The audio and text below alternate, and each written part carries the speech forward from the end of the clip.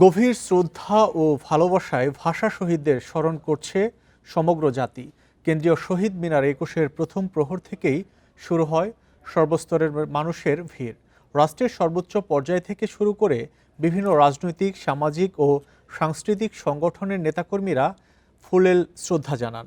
গৌরবময় আত্মত্যাগের ইতিহাসকে স্মরণীয় করে রাখতে ৭৪তম ভাষা দিবস ঘিরে রয়েছে নানা আয়োজন। ফুলে ফুলে ছেয়ে গেছে কেন্দ্রীয় শহীদ মিনারের বেদি। ২১-এর প্রথম প্রহরে রাষ্ট্রপতি, প্রধানমন্ত্রী সহ গুরুত্বপূর্ণ ব্যক্তিদের শ্রদ্ধা জানানোর পর সর্বস্তরের মানুষের জন্য খুলে দেওয়া হয় প্রাঙ্গণ। ভোরের আলো ফুটতেই হাজারো মানুষের নামে ঢল। ভাষা শহীদদের শ্রদ্ধা জানাতে ফুল হাতে শিশু থেকে শুরু করে বিভিন্ন শ্রেণী পেশার মানুষের ভিড় বাড়তে থাকে। সাথে অমর সেই সঙ্গীতের সুরে তৈরি হয় আবেগঘন মুহূর্ত।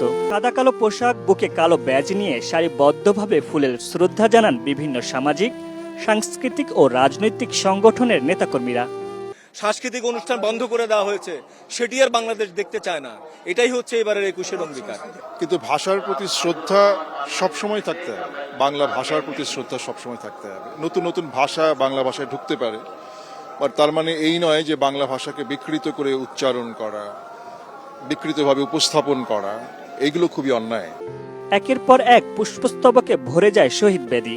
ভাষা সৈনিকদের আত্মত্যাগের মহিমা স্মরণ করে সমগ্র জাতি। দেশের ভালোবাসা, আমার এই শহীদদের প্রতি ভালোবাসা, এটা আমাকে টেনে এখানে নিয়ে এসেছে।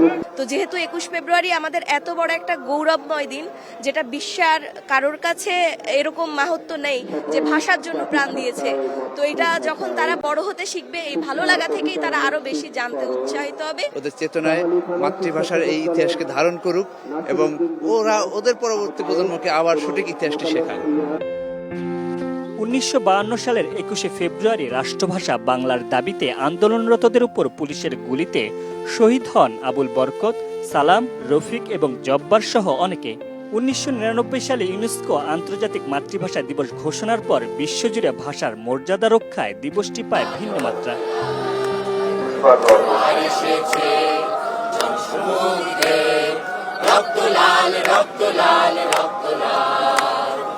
মাতৃভাষা মর্যাদায় যারা প্রাণ দিয়েছেন সেই সূর্য সন্তানদের শ্রদ্ধা, ভালোবাসায় স্মরণ করছে গোটা জাতি।